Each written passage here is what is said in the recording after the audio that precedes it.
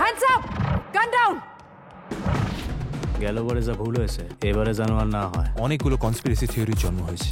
এই হলো পঙ্কজ সিংহ, the lion king. শুধুই কি ওনাকে মারতে চেয়েছিল নাকি তার সাথে সাথে অন্য কাউকে? আমাদের দেশের মানুষ আমায় মারবে না। মনে হইতেছে না সমস্ত প্ল্যানিং বাংলাদেশের মাটিতে। তবে করছে কে?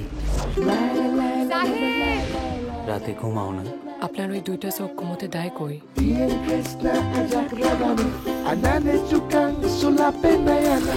এই দুনিয়া আর আগের মতো নাই। সব দেশের নেতা খুনি, আপনার দেশের নেতা, আমার দেশের নেতা নিজেদের স্বার্থের জন্য নিরপরাধদের মারে।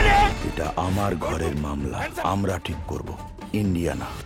প্রশ্নটা ইন্ডিয়া বা বাংলাদেশের নয়। সন্ত্রাসবাদীদের কোনো দেশ হয় না, তাদের একটাই পরিচয়, তারা সন্ত্রাসবাদী।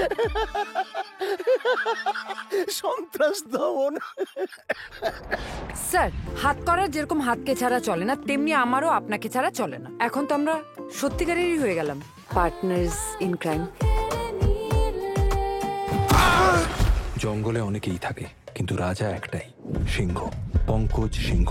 Bond, James Bond. যতদিন গঙ্গা বইবে, পদ্মা বইবে, ভারত বাংলাদেশ একসাথেই রইবে।